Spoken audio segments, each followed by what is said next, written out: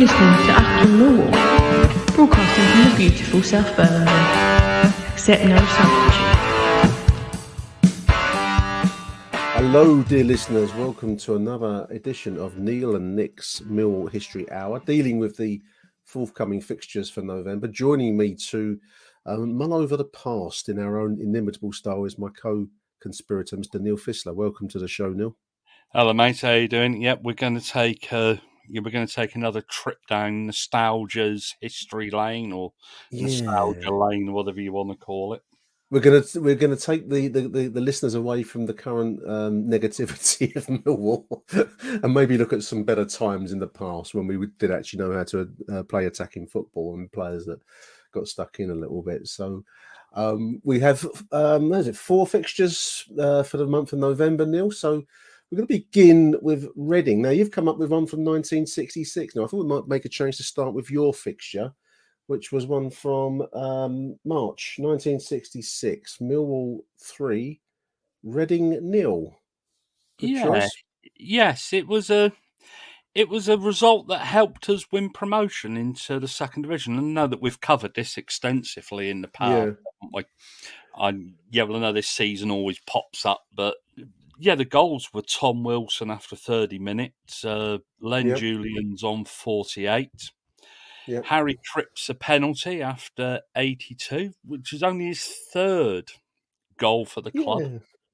Unusual. I don't remember Cripsy being a penalty taker, but I suppose I didn't start going till the early 70s when we had the likes of Derek Posse and Barry Bridges and more conventional, goal-hungry strikers. And this result was actually an interesting one. Millwall 3, Reading 0, played in Division 3. It would have been played on the 5th of March, 1966. And I've actually got an edition of the Sunday People, so the next day, March the 6th. And they kind of draw attention to, they say the Lions are roaring, obviously, with the aftermath of a 3-0 win. This was their 10th game without defeats, building up for the end of season surge towards promotion, as it would be that season.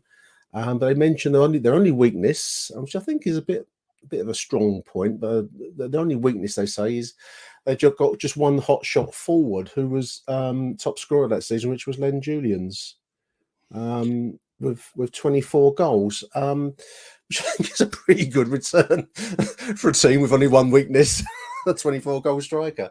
Yeah, we wouldn't mind 24 goals in the whole team this season, would we? We'd settle for Mickey Brown, who's second behind Len Julian's with 11 for the season from 34 appearances. It was a successful season. It was Benny Fenton's first in charge after departure of Billy Gray, Neil, of course. Yeah, it was a strange old time. I think we've all gone into how Billy Gray left and Benny took over. But we're on the climb, we're on the rise. We won promotion from Division 4, settled into Division 3 and won promotion straight away into Division 2. So it was one of those funny periods. We always have these periods in Millwall history, don't we, where we look to be getting something right. We have a surge, don't we? We have, and fun enough, the choice that I'll come on to was in a similar kind of time. It was the pre-promotion season, but we do get these surge periods where we it's all kind of guns blazing. This was such a time.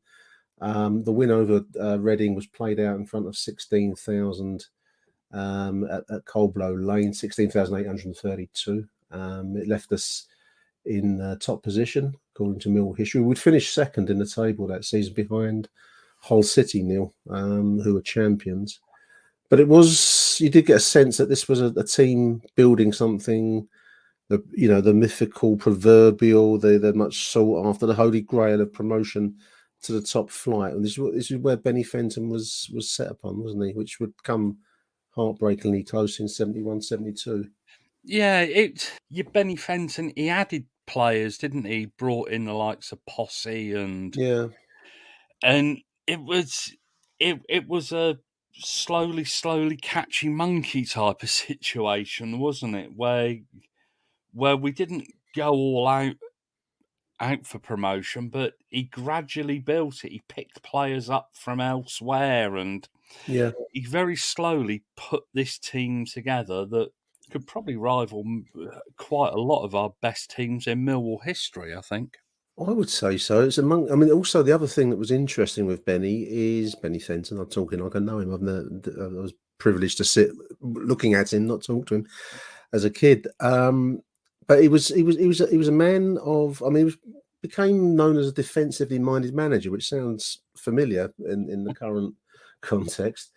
But the players that he brought in were often quite attacking minded. I mean, this piece that the report of the 3-0 win. Dunphy makes the Lions roar as the main headline and mentions the newly signed Eamon Dunphy from York and another guy, Alan Willey, who was pre my time. I don't know him, but he mentions little Eamon Dunphy working tremendously hard as a Mill link man, as a goal creator. Benny Fenton knew he knew his attacking players as much as he knew his defence, didn't he? Yeah, he doesn't get enough credit. You speak to players from that era, and we've spoken to them, and none of them have a bad word to say about Benny Fenton. He ought to be probably remembered as one of the great Millwall managers. I believe so. Yeah, I mean, maybe it helps because the when I started going in the early 70s, it was just on the cusp of the back end of an almost memorable season, and Benny Fenton was the mastermind of that. So you kind of remember him from successful days, I suppose. But I think you're right, because he was actually sacked in the end before the arrival of Gordon Jago, and we weren't doing as badly as maybe the sacking justified. I don't know. I mean, it's a long while ago now, but. No, I do think he's underrated as a manager. He always had an air of authority about him when he walked past the orange seats in the forecourt where I used to sit. Often, I'd pay me extra 10p and get in there to sit down. I thought it was great luxury. A player that you mentioned that's playing for Reading in this fixture, 3-0 win for the Lions, as we've said, listeners, but playing for the opposition was Pat Terry, an ex-Lion himself, Neil, Pat Terry. Yeah, grew up supporting Millwall. Started in the first division with Charlton and would excel he was a lower division goal scorer. I think he was Gillingham's leading scorer a couple of seasons in a row, and then became Ron Gray. Signed him for Millwall, and he was the last piece of our promotion push. Absolutely. I mean, I am. Listeners will need to know that I am greatly assisted by a wonderful book called Millwall Who's Who by a certain author who shall be nameless. It enables you, if you ever want to do a history podcast about Millwall, it enables you for it to sound instantly expert. So I've got Pat Terry's entry in the aforesaid book, Neil, Millwall Who's Who, available via victorpublishing.co.uk, listeners, and I recommend that you do snap it up because, as we said in the previous show, it is a bit of a masterwork in my opinion. But I found a quote from Wikipedia which I just loved about Pat, Neil. This is Pat Terry, Patrick Alfred Terry, born in 1933, passed away in 2007. He was described as a player, quote, whose game was built on the understanding that no quarter was asked nor given, as he let nothing stand in his way in pursuit of a goal. What a quote! What a hard, and the photo that you've got in Who's Who shows a hard-looking man. Hint of kindness in his face, but he looked like a hard man that took no prisoners on the pitch. Yeah, formed a formidable partnership with Peter Burridge, another great player of that era, and a guy I was very lucky to get to know towards the end of his life was a guy called David Jones. Right, another name from that era, and those three, what we would do to have one of those three, let alone all of them bloody three in absolutely these days, became a London cabbie. Yep. And little known, but his nephew actually had a spell at the club in the very early 90s. So it'd been Peter Terry. Peter Terry, I guess. Terry, yeah. I don't remember that name, but bow to the Who's Who book, Millwall Who's Who, listeners. It's a wonderful piece of a reference work. A much travelled player, Pat Terry, Neil, as well. Just looking at Charlton, Newport County, Swansea, Gillingham, Millwall, Northampton, Reading, Swindon, and then into the non-league with Hillingdon and Folkestone, Greenwich Borough, and so on. Different era of football and a different era of footballer, because I still can't get past this wonderful quote about no quarter being given in pursuit of a goal. That's wonderful stuff. I'd love that as an epitaph. Yeah, but that's real Wall, that is, isn't it? That's all. Absolutely. Millwall 3, Reading 0, and this would be part of a promotion-winning surge that would see us finish second to Hull City and be promoted from Division 3 into Division 2, where we would spend certainly the remainder of the 60s and the first few years of my own Mill supporting career in the very early 70s under the management of Benny Fenton. Good choice. Nice choice, Neil. Thank you for that. I'm going to raise your 3-0 win over Reading, and I'm going to go for a 5-0 win over Reading, played on the 16th of November 1999 in Division 2, or the Division 3 as in old money, shall we call it, in front of just 5,202. This was part of the building process, I think, there wasn't it, under Rhino and Macca, I think, still at this stage, 1999, I believe. I don't think McGee had taken over as yet. A 5-0 win in the third tier.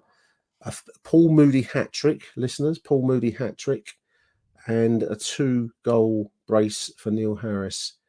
We've just been talking about strikers we give our right arm for, Neil. Give me Paul Moody and Neil Harris in there, Pomp. Yeah, that would be absolutely, that would be a dream, wouldn't it? Wonderful dream, absolutely. I do remember this game. Yeah, I was there for this one. I remember this one myself. Yeah, it was a strange time, because I think Harris was just about to reach prime, wasn't he, for us? Funnily enough, I spoke to Paul Moody about this game and he couldn't remember anything about it. He didn't remember his hat-trick? No. Wow. He didn't remember scoring a hat-trick. I used to love Paul Moody. And again, he was an underrated striker because he was a big man. I don't think there's any dispute about, his physique carried. I never saw Pat Terry, but that description of him could as much be applied really to Paul Moody in terms of being the big target man up front. But he was also, as so many big men are often, Neil, they're quite light on his feet, and he was not bad with the ball at his feet as well. And I think he wasn't ever really given much credit for that aspect of his game. No, him and Harris was dream. Pretty much the reason why we got promoted, weren't we? Absolutely. They were the archetypal big man, little man. Yeah, and Harris in his pomp. Yeah, and Harris, yeah, we've got to say at the time, he's probably the best striker I've seen play for the club. It's an interesting question. I mean, I think you're probably right in terms of goal return. Deadly. He was absolutely deadly, wasn't he? And almost certainly, if it hadn't have been for the testicular cancer, we probably would have left us. I think, because I think he wouldn't. I think we'd have struggled to have kept hold of him that promotion winning summer. Yeah. No, that was on the back end of. Was it? Did he get 30 goals that season, or was it just one short? I can't remember. Yeah, he won the Golden Boot, didn't he? Because didn't he take a penalty in the last? That's right. He nicked it off of Paul Moody. He took his hat trick away from him there as well, I think, didn't he? Yeah, that's right. And but I think it was in pursuit of the Golden Boot. But you look at that team from that day. It was Denzel in goal. Yeah. Arguably a fine goalkeeper. Ricky Great Newman. goalkeeper. One of our best, I think. Yeah. Yeah. Hit and miss Ricky Newman. Robbie Ryan was a steady professional footballer. Yeah. Tim Cahill, all-time great of the club, no matter what era. Yeah. Got to say Cahill. Nethercott, no-nonsense defender with Scott Fitzgerald, another no-nonsense defender. Yeah. And then you got Paul Ifill and great servant. And a brilliant unpredictability to him that I loved. You know, there are some players that you look forward to seeing get the ball, Neil, and Paul Ifill was always a player that you sat forward when he got the ball at his feet. You never quite knew what was going to come. and I just loved. I love Paul Eiffel as a Millwall player. I think he was just brilliant.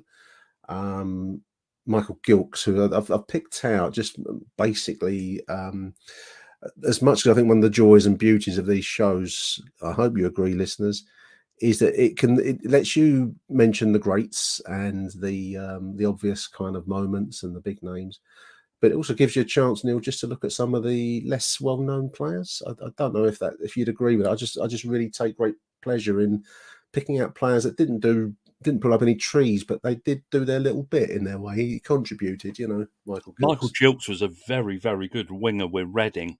Yeah. I seem to remember. Well, this was the thing with this team, because there was a blend of youth. Obviously, we're looking at Mark Bircham in midfield and Tim Cahill and Neil Harris, really, had all been, coming through from the youth ranks and signed as youngsters, and Paul Eiffel, the same. But then you had Eureka Dintsey came off the bench in this game, and that's right. Yeah, well, he must have been about 6 at the time. He was always on the fringes, wasn't he? Lecky or Dintsey. But I think that it was the blend of experience. You're right. Michael Gilks had been around the block a few times. Bajan international. He played in the lower kind of levels, but knew enough. Same really with Paul Moody. I think he was at Southampton and Oxford. He'd made his name when Oxford were a team. Fulham. And it was a wonderful blend of youth and experience. The magic blend, really. It would come good the following season under Mark McGee's management, which was harsh on Rhino and Macca, but then there was an unusual streak of ruthlessness in that decision, wasn't there, to out them in favour of Mark McGee, which worked out well in the end. Yeah, I think I'll never forget that game at Brentford, which was their last game in charge, and just the venom that was directed towards Rhino. Sad day. I don't know. I don't always buy this Millwall family business. I know it's there, but sometimes you wonder where it goes at times, because these were great servants both for the club, and there was a blip in form, I suppose. The promotion surge in the following season kind of coughed and spluttered slightly, and there was venom. I mean, it was a nasty day out, really, as we look back. Yeah, and Paul Shaw was a sub in this game. Another fantastic servant for the club, and had his own song, didn't he? The Paul Shaw song, Baldy Shaw.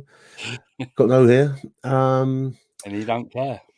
One thing I do, just to give it, I would raise our the spirits a little bit after that little downbeat bit for about Rhino and Macca. But the manager of Reading this day, after a 5-0 spanking, was Alan Pardew, and he admitted in a post-match conference that Reading were in for a relegation fight. And that's always good to see, isn't it? And that's courtesy of the Reading Evening Post. Those wonderful post-match quotes. So there we are. Millwall 5. Reading 0, surged towards promotion the following season, and big shout out to Michael Gilks, 28 appearances for the Lions, 6 as a sub, 2 goals, 1999-2001. Achtung, Millwall. We move along, Neil. Now you've gone back, you've rewound the like the old the time machine, H.G. Wells, where it goes backwards or forwards, and you see the date swirling around. We've gone backwards to 1903. The 21st of March, Millwall, unfortunately, Millwall Athletic, getting beat in the FA Cup semi-final in 1903. Yeah, our first of 3 appearances, isn't it? Yeah, that's right.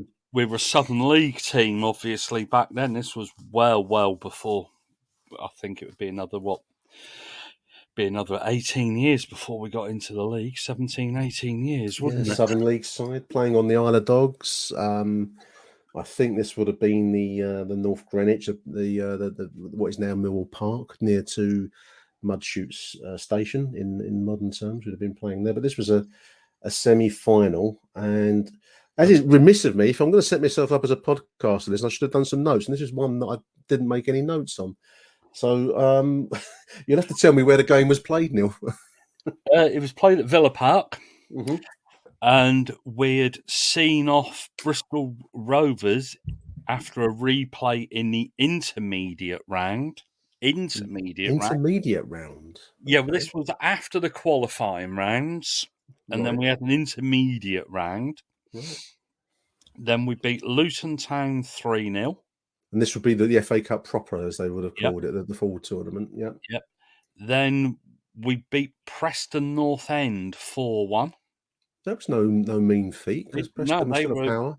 They were a top team then, and then we beat Everton 1-0. That's right. I've seen pictures. There are pictures of the Everton game played at because you can see the railway arches in the back, and I've seen photos online of a moment's incident in the game, and that was played at North Greenwich. That would have been a huge game. That would have been a huge crowd that would have turned out for that on the island. Yeah, that was the first ever meeting. Yeah. Well, we haven't played them too often. We've only played them about 10, 11 times. Yeah, we actually have quite a decent record at home versus Everton. Not so much if we travel to Goodison, but we actually do tend to have a fighting chance at home against them, don't we? Historically. Yeah, there were 14,000 in the ground that day when we beat Everton. That would have been quite something. Yeah, well, I don't know what the ground was like, but it must have been shoulder to shoulder. Yeah, absolutely. And Fred Watkins scored our only goal. Well, scored the only goal of the game. Now, I'm going to speak completely from memory because, as I say, listeners, much to my disgrace, I didn't do any notes on this particular game that Neil sent me. But if memory serves, did Derby then face Bury in the 1903 Cup final, Neil? Yes, they did, and they lost by a record score, 6-0. 6-0. Yeah, that's it. I'm not losing it, listeners. That was when you say these things, you hope your facts are correct. But that was a record. I think it remains a record actually to this day, doesn't it? That's like a cup final score. Yeah, I think the only thing that might have got close, Manchester City a couple of years ago, didn't they have a big win? It's terrible you lose track of FA Cup finals. I know more about the 1903 Cup final than the 2013 or 23 or whatever. But in goal for us that game was a guy called John Sutcliffe, right? Who I think we might have done one of our history specials on a couple of years ago now. Okay. And only one of 3 men to play for England at both rugby union and football. You did mention, you mentioned a chap, and I can't remember if that was Sutcliffe now that you say that, but I do remember you mentioning that feat because that is quite something, isn't it? Playing both codes for England. I mean, not cricket, but rugby and football is an unusual achievement. Yeah, considering that obviously he'd had to have turned professional to play football at that time. I've just found him in the book, John William Sutcliffe. Goalkeeper 1902 to 1903, 57 games, born in Shibden, 1868, died in Bradford, 1947. And as you say, he was one of only 3 men to play for England at both rugby union and football, which is quite an achievement. And he played in our semi-final game against Derby, who would actually go on to be beaten badly by Bury, who won the FA Cup that year, of course. But there we are. That's a good choice. I like that one, Neil. Yeah, well, a lot of games are boring, aren't they? So let's go back to 1903 when we got 3-0 by Derby in a FA Cup semi-final. Some games, it's funny actually when you do this. I mean, I didn't struggle so much with Derby. I'm going to mention my choice in a moment, listeners, but some clubs we just don't seem to have much to talk about. I mean, you have to kind of really dig deep to get some. I found Bournemouth a difficult one. There aren't that many dramatic moments or big games, apart from maybe one obvious in the promotion-winning season when with Bournemouth are featured. But other clubs seem to generate heat and fire, and others don't they? Yeah, although Bournemouth, I come up with an interesting one on. We'll save that up for later. I'm gonna an obvious choice, perhaps, listeners, but I'll make no apologies about it because I was there for this one. Beautiful, sunny 3rd of September 1988. 13,000 of us packed into Colmblow Lane. I can remember aspects of the journey. The traffic was a monster. I was coming up from Orpington up through Deptford. This was our first home game, having been promoted in Division 1. And we're playing Derby County, and it finished 1-0. And the mania when the goal went in around me in the lower part of the halfway line. I can still feel it now as I'm talking to you. There are moments from this whole season, Neil, like that, especially the opening phase of the season when, I don't know how you remember it, but it felt like every game had a touch of the big cup tie about it. It was just manic in cold blood. We finally got up there, hadn't we? We've got up there. Those years of trying. Yeah. We were in the top flight. We were rubbing shoulders and with the big boys. I think the thing was, you never quite know how it's going to go. You know, I mean, there are some teams. I mean, we're seeing Norwich this season. I know the times are different, but they've got themselves into the Premier League, and now they're getting pounded week in and week out. And it's how big a cricket score will they report at the end of Saturday or whenever they play their games. And I didn't want that for the Millwall. I didn't expect. I think I probably expected us to find it hard because we're in the top flight, but I didn't want us to be cannon fodder. That just wouldn't have felt right. And lo and behold, we weren't cannon fodder, far from it. And I think this was the moment where it dawned on me that actually at the Den, we could go toe to toe. We'd follow it up with a famous win for me over Everton. Mention that club again. A couple of weeks later, 2-1 win. And again, that was another moment. They were the first big club, as it seemed to me, that we're playing. But Derby County were no slouches. No, they had Shilton in goal, Peter Shilton. I've just got a report here, and I think they had Mark Wright playing, England player, in their defence. And you know, they were a decent side, and we beat them. And it felt like a load was lifted from the shoulders slightly. I don't know if that's overdoing it. Yeah, they were all backed by Ghislaine Maxwell's old man, weren't they? He had a nefarious character in. Did you ever meet him, Neil? I mean, you've done the rounds journalism, right? Did you ever get to meet the monster? Mate, he wouldn't have mixed with the likes of me. About the nearest I've came to somebody like that was I was shifting on the Today newspaper many years ago. Yeah, I remember it. And I was rushing to go out somewhere, but the sports desk was next to the canteen. I pushed in front of Alistair Campbell, who was then the editor. Oh, blimey. You do go back, don't you? Derby County were wearing the name Maxwell, which is an embarrassment given the current court cases that are afoot in the under the US jurisdictions, but there we are, Maxwell. And the fact the old man was one of the biggest thieves in newspaper history. I mean, this is an aside, listeners, and I'll let you into my little private world. I'm fascinated by Robert Maxwell. I've read a few things about him, listened to an audio book recently on him. I find him endlessly fascinating and now obviously the denouement of Ghislaine in court in America. But we digress from the football. Fascinating.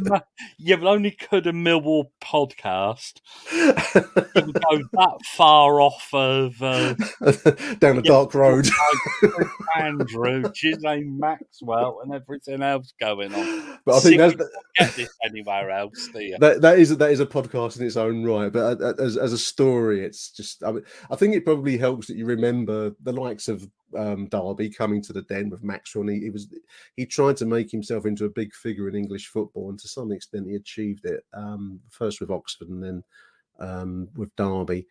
So I think it just helped. Scheme where he wanted to merge Reading, didn't he? And Oxford, yeah. The Thames Valley Royals, wasn't it? Or something. Wonderful stuff. Time in English football where there are all kinds of silly schemes going around. Weren't Brentford and QPR going to merge at one stage or something like that? Well, it was a very fluid time. We'd had the kind of disasters of 1985, the Bradford fire, and Liverpool disgracing the country in the European Cup final in Brussels and at Heysel. We had yet to reach the Hillsborough disaster, which would be at the end of this season, strangely. But it wasn't their fault, though, Heysel. It wasn't their fault. We're veering on this show everywhere now, listeners. We're going through it all. We'll have Epstein on here soon. No, he's dead, so we can't do that. I'm not talking about the Beatles manager either. He's dead as well. A 1-0 win for the Lions. A Teddy Sheringham tap home from close after a knockdown. 44 minutes. I remember it like it was yesterday, in the hair standing my neck when I think of it. Part of obviously the classic duo of Teddy Sheringham, Tony Cascarino, and 160 career goals for Millwall for that for both players. I think our most dangerous and highest level partnership we've ever had. Obviously playing in Division 1, but they were the part, weren't they? I just thought that as a twosome up front, that you don't get better than that in Mill terms. Yeah, no, the hairs on the back of my neck are standing up, and it's not because I've just been possessed by Jeffrey Epstein either. It's very, very, very special times, weren't they? And you had to be there.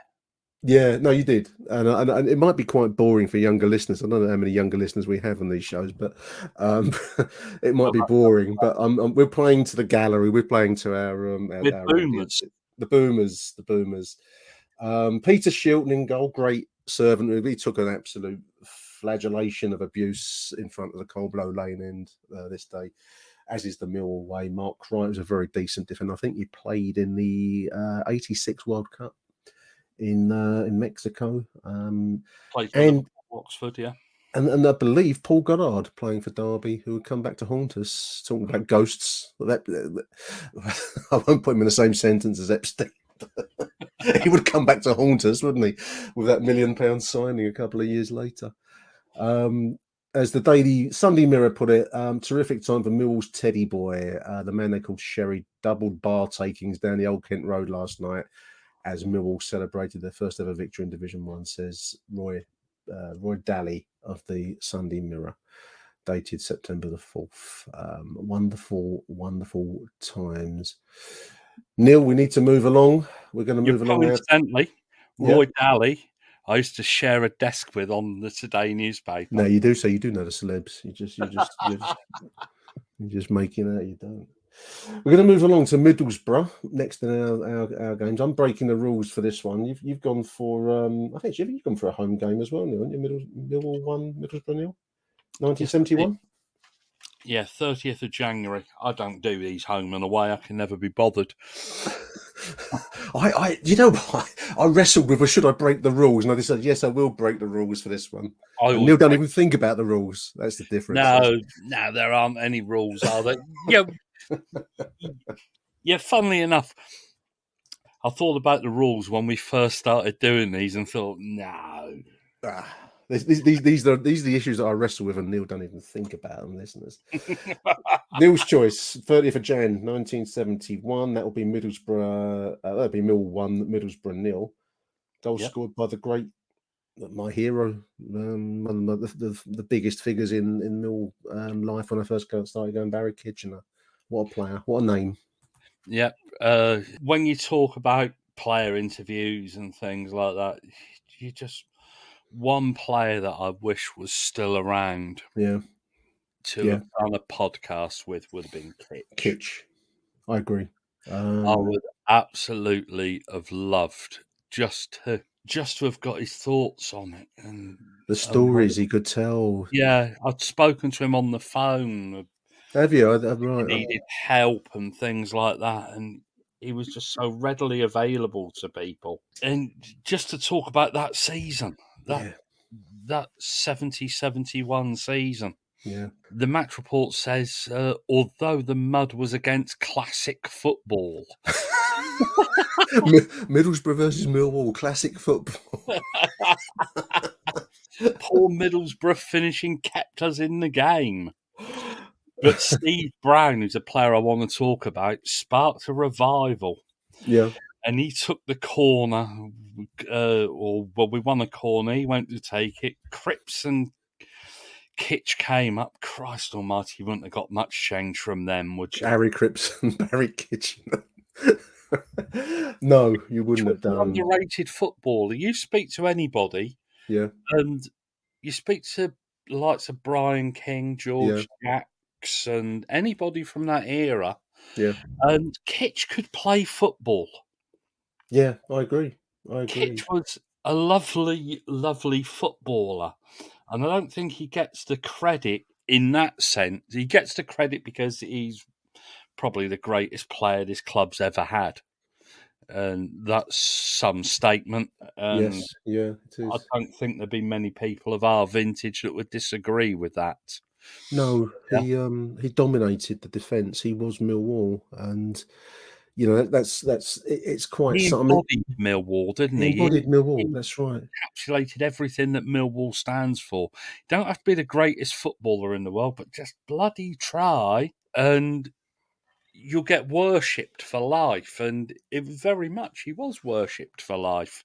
He was rather like Cripps, Neil. I don't know if you'd agree with this, but both Barry Kitchener and Harry Cripps had this kind of bustling, the big reputation, but they weren't dirty players. They were good players.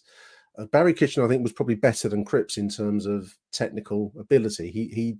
He was a good player. Probably should have played at a higher level, in truth. But they obviously they're part of Millwall, and there's this kind of every report you read of that time we've had any success speaks of the old Kent Road and the whole. They'll be raising their glasses in the pub down the old Kent Road, all this kind of, and it was of that kind of image of the club. But I do think he was a better player than he was given credit for. Yeah, absolutely. And apparently they came up for this corner. Wingham, the Middlesbrough goalkeeper, was under pressure from Cripps and Kitch headed in. Only goal of the game. And he could head a ball. When he got hold of a header, he was. It was a magnificent sight, listeners.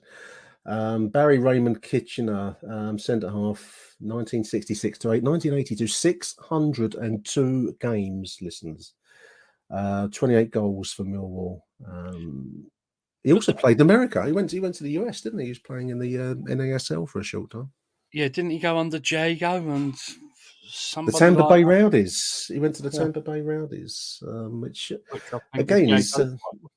Yeah, that's right. And I think that's quite, for this kind of player that's got this old Kent Road stamp all over him, to take off to the exotic world of the NASL was quite something to do. So no, he's my hero. I think, if ever I sit and think who's my favourite all-time player, because I was slightly too young to really appreciate Cripps, though I could tell that he was loved. For me, Barry Kitchener was my Mill hero and remains so, because that's how football works. When you use the heroes of your childhood, remain so through your life, really. Great player, great choice. That was from 1971. My choice, strangely, is played at home, because I have rules, listeners, and I've broken those rules. Millwall 0, Middlesbrough 1. I'm breaking the rules for a reason, which is my own personal my own moral framework. I'm breaking it because it's a game that sticks in my memory. This was played on the 27th of October, 1973 in Division 2. And it was played, it was a 1-0 win for Middlesbrough. I remember the game very well. Strange. I was sat I paid the extra 10p to sit in the forecourt seat. So you were posh back then, weren't you, as well? That's right. It always makes me laugh when people say I'm posh, but anyway. First and only, one of the very few times I have seen it with Brian Clough, but it was the first time, and I can't think of many other occasions where the opposition manager was applauded as he walked around the edge of the pitch to take his place in the dugout, and that manager was Jack Charlton for Middlesbrough, and he got applause as he walked around. This was pre-game, before the game had actually happened. It's one of the things that's, it's a rare honour at the Den. You don't see it very often, Neil, dear. Brian Clough is the only other person I can think of that got that. Yeah, we don't even normally applaud our own managers coming back, do we? No, not everyone, even heroes of the game don't seem to get it down there. But Jack Charlton got that ripple of applause as he walked around. It stuck in my mind. It still sticks in my mind to this day. And the incidents of the game stick in my mind, because I do remember the goal going in just prior to half time. I'm just looking at the match report here. Foggen. Will Foggen, I think, from Middlesbrough. Alan Foggen. Alan Foggen, excuse me. And he bundled the ball home. Sorry, Smith, a player called Smith from a Foggen pass. I'm just reading the match report. Smith, yeah. Yeah, got the ball in the net. And then Mill basically bombarded the Middlesbrough goal in the second half. I'm just reading a match report here from the Sunday People, and they say it won't come much tougher for Middlesbrough than at Millwall. The Lions poured in everything in the second half, but the biggest back four that this journalist has ever seen, Pat Collins, beat them off. And Gordon Hill, wonderful striker, winger come striker for the Lions, hit a tremendous 20-yard shot that smashed against the bar. And I remember it coming down, and a huge kerfuffle because the controversy as to whether it crossed the line. The referee didn't give it, and I'll let you work out what the reaction of the den was when that wasn't given, because they were adamant that it had crossed the line no matter. That was a word that nobody uses these days, kerfuffle. One has to expand one's vocabulary, Mr. Fissler. I've picked out two names from the team sheets. A young Graham Souness played for Middlesbrough that day. He did indeed. He was one that caught my eye. David Mills was another who was a record transfer. Jim Platt in goal for Middlesbrough. I think it was Jim Platt, if I remember rightly. Yes. Yeah, no, it was Jim Platt. And David Armstrong, another player who seemed to have that comb over when he was about 18, didn't he? I suppose now the modern buzz cut has dealt with the comb over, but there were many players of this era. I remember Ralph Coates of Burnley and Bobby Charlton. Yeah. And you're right. I think Mills had a comb over as well. Whether he had a comb over in this game, whether he'd lost it, well, he certainly lost it later. I think, did he finish up at Southampton? Armstrong.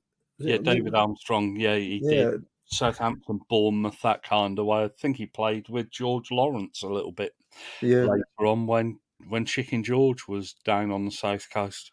And Souness, of course, would go on to play for Spurs, Glasgow Rangers, and Sampdoria, I think, in Italy. And Liverpool. Oh, yeah, they mustn't forget Liverpool and a couple of European Cups mixed in the mix. The counsellors for that. Funnily enough, I'm going to tell you a very quick story about Graham Souness. Was the cousin of a next-door neighbour when I was a kid. Okay. You do move with the stars. I don't. Yeah, I've never met him. But just funnily enough, my mum happened to mention it the other day when she'd just seen him on TV and remember him. Yeah, they go off on a tangent. They got on a tangent worse than we do. But being serious, a tough, hard, and very, very skillful player, Graham Souness. That's a kind of player any team would want in their side. And I just, it's interesting. I mean, I'd forgotten I'd seen him as a youngster. I didn't really take much notice of him, but there it is. He's in the Middlesbrough side. I've picked out Gordon Hill, if I may, Neil, just to give Gordon. We haven't really mentioned Gordon Hill that often, I don't think, in our shows. Mercurial talent, Merlin, as I've actually picked out the wording from the Who's Who book that you can buy from Amazon or from victorpublishing.co.uk, and I recommend that you do. But Gordon Alec Hill was a wonderful talent who joined us in the early 70s, left us and broke my heart in 1976. He would go to Manchester United and gone to great things, actually, United. He won an FA Cup and an England cap, I think, of United, didn't he? Yeah, he was he was a fantastic player, wasn't he? Wonderful. On the wing. Fast. I think also when you're young, I mean, if the players that you're seeing, your heroes are not much older than you, it somehow it counts, doesn't it? And I remember every time Gordon Hill got the ball on the wing, a bit like I've said about Paul Eiffel, something was going to happen, and he was a real talent. Signed by Benny Fenton, I think, and Benny, defensive Benny, but a man that could pick a forward player. Yeah, and you look at this game. We had Brian Clark. We did, yeah, good player. Scored the first goal on the Sunday. Lovely guy. Yeah. Alf Wood, who died, passed away. Oh yeah, great striker, a rugged, hard Millwall striker. Great player. And Dunphy and Bolland, Gordon Bolland. That's a player we don't mention, isn't it? No, we don't. I'll have to make a note for our next show to pick out Gordon Bolland specifically, because you're right. One of the things, as I said already, with in this show with Michael Gilks, is that he gives you a chance just to However, in passing, just to mention players that have really contributed, and Gordon Bolam did. He was a striker for many, many years. Scored a lot of goals for us, and maybe we'll pick him out specifically in the next show. Brilliant hairstyle. It grew into his early years were quite conventional, but he went down a kind of Brian May route in the end, didn't he? For Queen, only tighter. It's like a tighter kind of Millwall's left back on this day shares quite a famous name. Who's that? Let's have a look. Eddie Jones. Eddie Jones. Yes, not the Eddie Jones that I know. That Dave Donaldson on the other side. That's right, Eddie Jones. I'd forgotten that. Became a fireman. Came from Tottenham, I believe. He was one of those plethora of players that we used to procure from White Hart Lane every now and again, didn't we? I think Benny had contacts up there. He must have done. I do remember. It must have been prior to this game. There was a big moment when, I remember reading the programme describing it as a wind of change. Harry Cripps and Brian Brown were dropped in favour of Dave Donaldson and Eddie Jones. And this was deemed to be like a big moment. A wind of change had blown along Coldblow Lane. I always remember that sentence. I remember reading it, thinking it quite poetic for the Millwall programme. But two good players, both Donaldson and Eddie Jones were two decent right and left backs. Yeah, but that would have been Gordon Borland.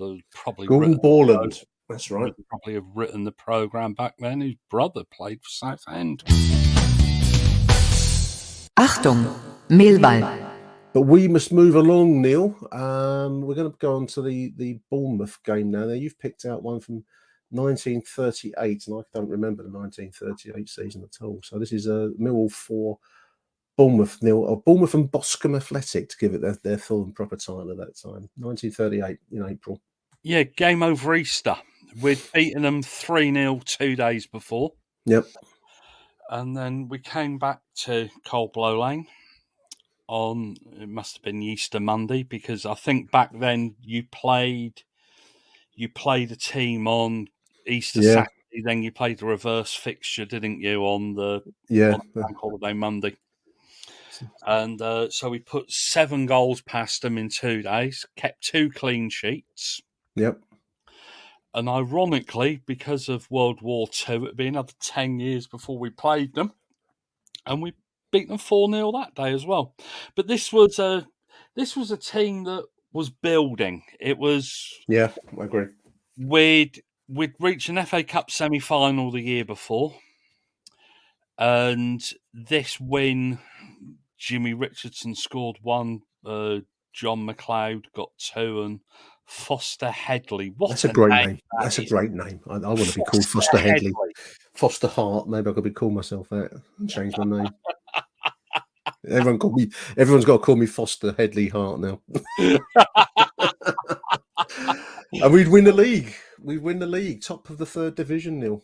Yeah, it's a step closer to promotion. I think we had 2 games left. Yeah, one against Brighton and one team from Devon who I refuse to say their name because they're up the top of the expressway, and I've cancelled them. If anybody wants a clue, you could actually say that they're excrement. I've never known that there was Devonian hatreds like this. Absolutely fucking don't want anybody from that city. Michael Jackson, didn't he get involved with them? And Uri Geller. Yeah, that tiny little outfit. So I don't even want them to win a game of Tiddlywinks. We won't even say their name. Although I've been there, it's quite a nice place. Let's move along. Oh God. Anyway, but so we were building something. Yeah, we were. And this was, I think we finished midway in the 2nd division the following season. We did. But then Mr. Hitler decided to invade. Austrian decided that he wanted world domination. Yeah, and it got in the way, didn't it? I mean, and stopped us in our tracks. And this was a lovely squad. And you speak to historians, and I think if you probably read Jim Murray's Lions of the South, this was a team that were in a squad that was building something. Millwall had a bit of ambition. We did.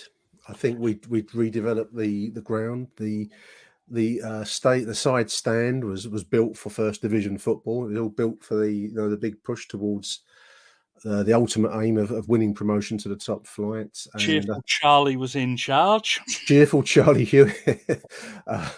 And we would finish, we'd win the league in this particular season, as Neil says, champions of the third division. We would be promoted to the second flight, finish mid-table, ready for that push in the 1939-40 season. And a couple of games in, and it all kicks off on the Polish border. And the next thing you know, we've got world conflict. I've picked out a much more mundane fixture, Neil, for my AFC Bournemouth choice. And I just find I find these kinds of Mickey Mouse little competitions fascinating. I don't know why, but this was an AMS, an Associate Members Cup game, played in 1984 on the 13th of March at the Den.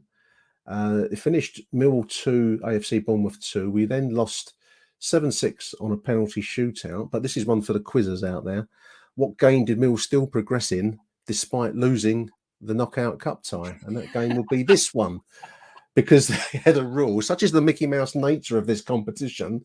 They had progress for the highest scoring losers, which is something out of, I don't know, you get it on catchphrase or, You get it TV quiz shows. Football.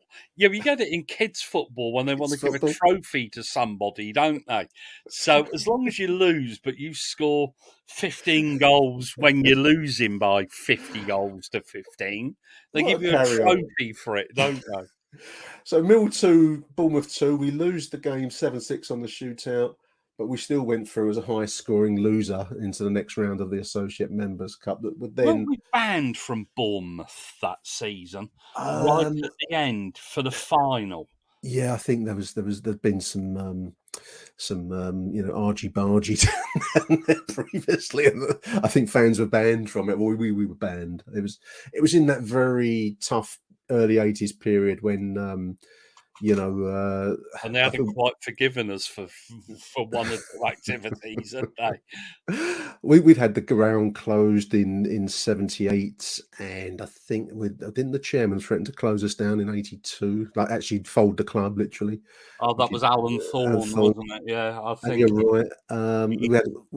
We'd later have an FA imposed sanction where we couldn't sell any away tickets and all sorts of stuff. It was a very fractious time, but this is wonderful stuff to lose a game and yet still go through as a high scoring loser, which we did in the AMS Cup. It was now as mutated. I mean, the reason I picked it out is as much for that oddity, but also for the fact that it's such a Mickey Mouse competition now. It still lives on. I mean, it's now the EFL trophy, Papa John's trophy.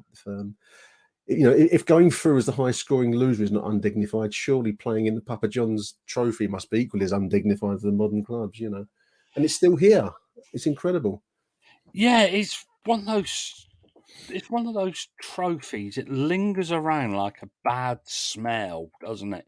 Nobody wants it. Nobody goes to it. No, except for the final. We must be about the only club that's ever got to the final and lost money. Despite selling 60,000 tickets or whatever it's sold. It lives on. It's like the undead. It's like you can't. The man they couldn't hang. It's still here. Obviously now it's had all dignity stripped from it. It's called the Pizza Papa John's Trophy. They have Premier League under 21. Was the Dulux Cup at one stage, wasn't it? And funnily enough, I think Bournemouth's manager that day was a certain Harry's dog is a millionaire. Yeah. It's the Redknapp. Redknapp, that's right. He was managing Bournemouth at this point.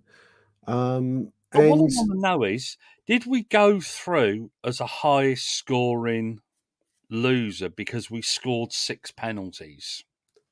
I don't know, unless to score twice and still lose was deemed to be...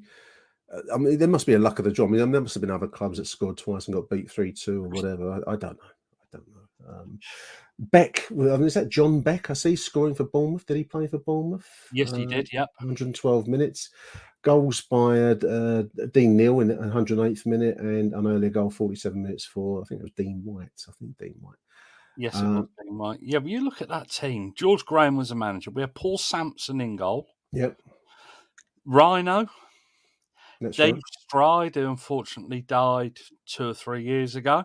Yep. It was a real mixture. Steve Lovell wore the number 4 shirt. That's right. Mickey Nutton. Mickey Nutton is a name from the past. Carl Cowley, who unfortunately a very young player who didn't quite make it. I think he suffered injury. Yep. Alan McCleary. Yeah. Put the first Paul Robinson to play for Millwall. Another player who I think suffered from injuries. Yeah.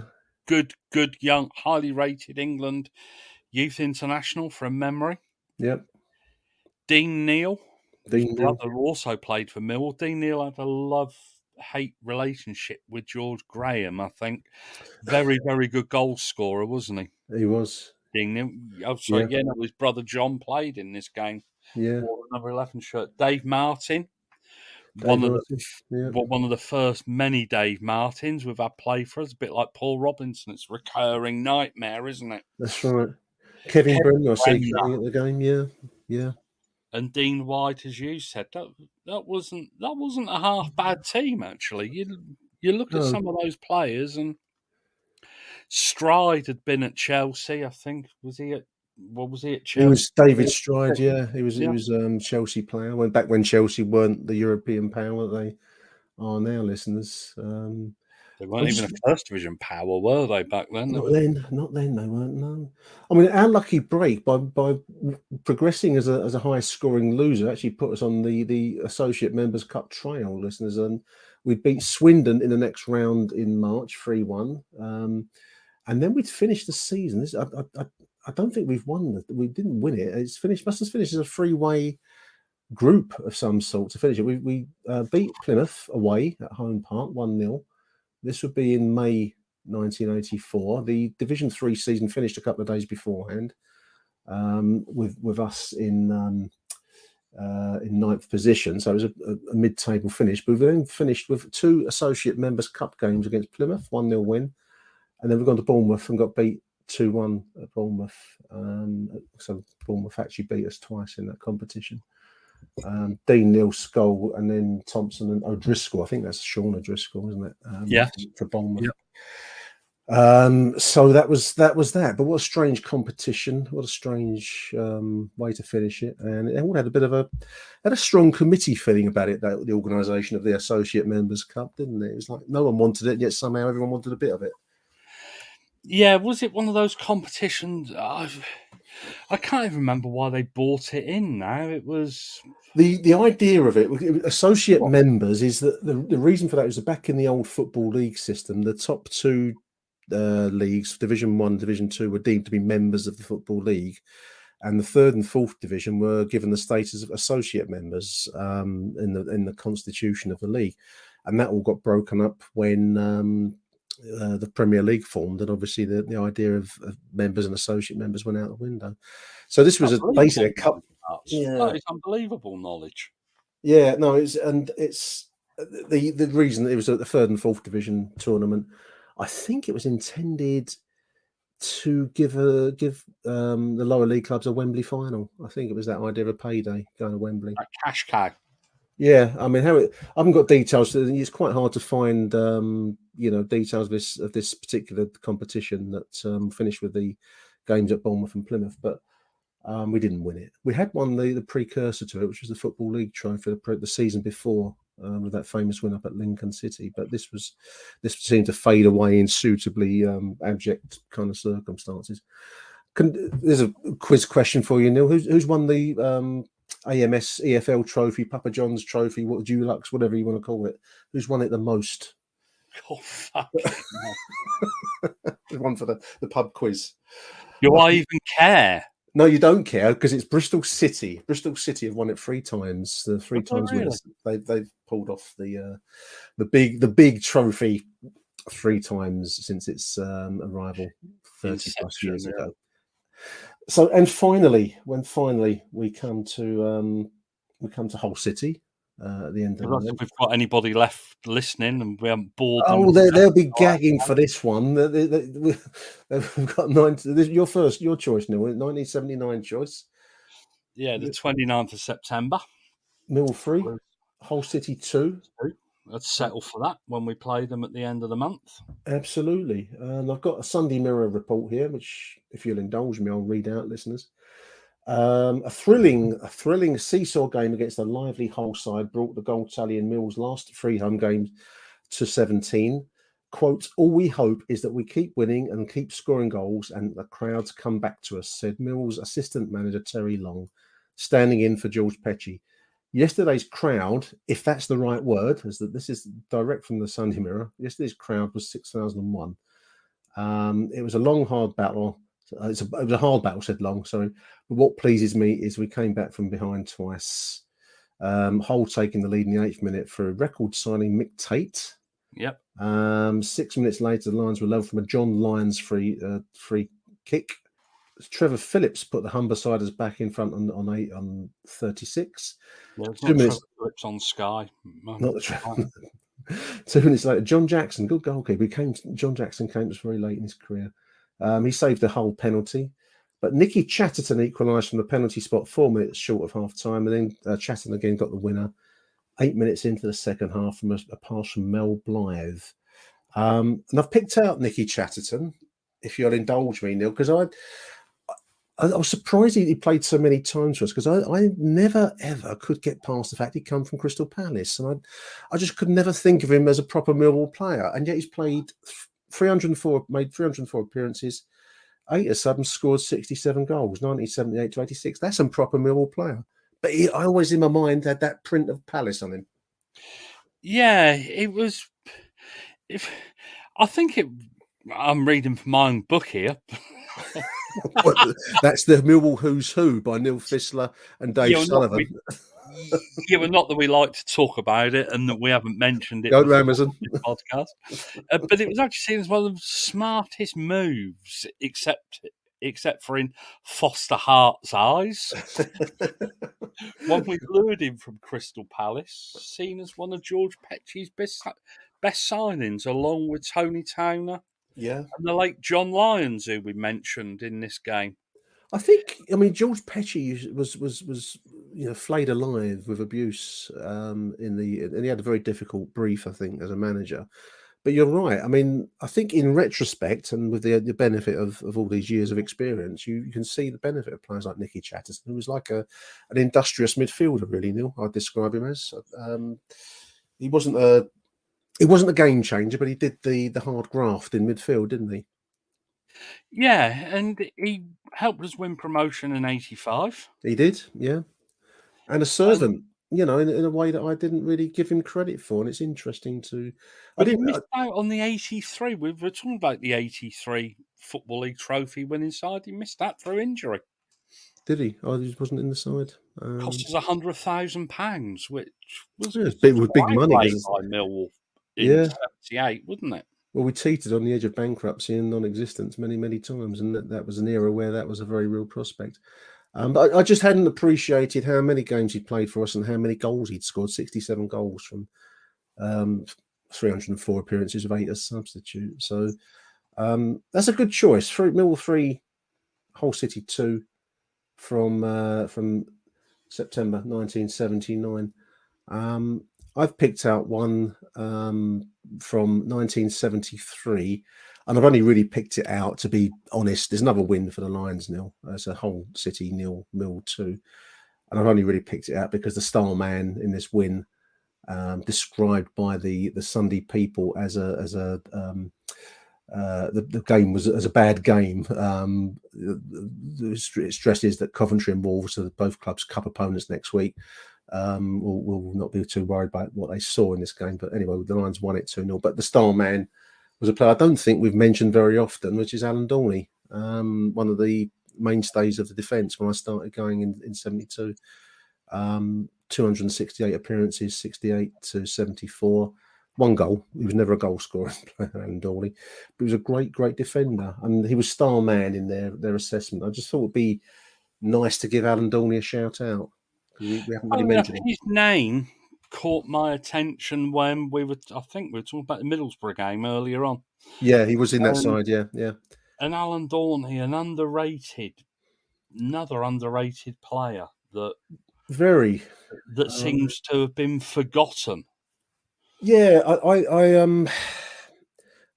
one of his sons is on Twitter, and I reveal the mysteries of the private message, the direct message. But I remember saying to him, asked him if I saw the name Dorney, and it just, you don't see many Dorneys around, so I wondered whether he was related as his son.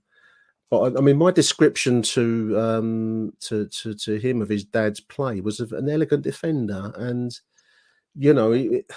he wasn't. He was tougher than you might have thought, but he was an elegant defender. He had a bit of finesse about his defending, and I always admired him as a player. He didn't miss many games. You look from when he broke into the side or when he really made a breakthrough in 69-70. Yeah. Until about 75. He probably missed. Well, he didn't miss a game for about 3 seasons. The season before that, I think he missed 2 or 3. He was a very, very consistent player. Liking him. Yeah. If you want to liken him to a modern day player, probably liken him a bit to, I don't know, who could you liken him to who's played for us recently? Jimmy Abdu, very rarely missed a game. Yeah. I mean, it was a defender, and he was always seemed to be teamed alongside Barry Kitchener. So you had the kind of the size and presence of Kitch alongside Alan Dorney, with what always seemed to me as a youngster, a kind of a deft touch in defence. I mean, it may be too much to compare him with Bobby Moore as a defender. That Bobby Moore won a World Cup, and Alan Dorney obviously was a Millwall player, but he had that quality of precision about his tackling, and everything he did seemed to be meant. I suppose if you're going to pick, I don't know, if you're going to be critical, he probably didn't go forward and score many goals. Just 1 goal in that 9-year period when he was defending. So maybe, we mentioned Barry Kitchener's headed goal, Neil, in one of the previous games. Well, that wasn't ever Alan Dorney. But as a defender and as a Millwall servant and as a player that you could rarely say you ever saw make a mistake, I can't think of many better than Alan Dorney. He fitted perfectly into that system and into that side, didn't he? Yeah, he did. So yeah, he was your workman, wasn't he? And you had your likes of what they call in baseball, they have clean-up hitters, people that come in and clean somebody else's mess up for them. And he was that kind of player. He didn't make errors. I don't remember seeing him make an error. Let's put it. It was a Ray Donovan. Yeah, he comes in, there's a mess, and he leaves the place clean, and that was Alan Dorney. So I just wanted to, as we've done a few times in the course of this show, listen, I just wanted to mention a player that made a big impact on me as a youngster, and probably doesn't get mentioned enough. Maybe we'll mention him more often going forward. So 268 appearances for Alan Dorney, 1 goal, 68-74. And there we are. I think we've reached the end of the November fixtures, Neil. Yeah, we've rambled our way through them, haven't we, for the last hour? 1 hour and 11. I'm just looking at my clock count here, listeners. I don't think I'll edit any of that out. I do love doing these shows. I hope you enjoy listening to. I know that both Neil and I get kind of therapy from the tangents and the oddities that we go down for an hour on a Monday afternoon, don't we? And just reminisce about these wonderful players and the Robert Maxwells and the Eddie Shahs and Maxwells and the rest of them, Graham Soudesses of this world, and absolutely. Yeah, but it's just not like doing this show, is it? We just meet up on the internet and we just talk for the.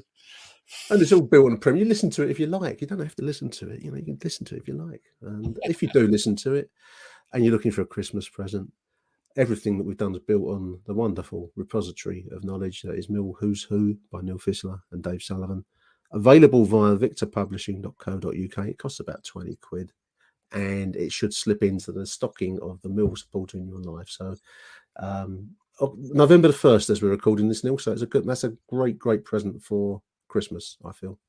Yeah, out on my birthday, which is on Saturday week, from Victor. Yep. If you really want it now, we'll go and pay Bezos a visit. He'll have one delivered to you in a day or two. There we are. Support his next space fight. Fantastic stuff, Neil. Really appreciate your time, mate, this afternoon. And you, mate. That was good. I enjoyed that. And we'll be back again soon with some more ramblings. Next month. Till then, dear listeners, from Neil and myself is Arrivederci Millwall, and bye for now. Thank you for listening to Achtung Millwall. If you enjoyed the show, please head over to Apple Podcasts and leave us a cheeky little review. Arrivederci Millwall. Till next time. Who do you want to watch?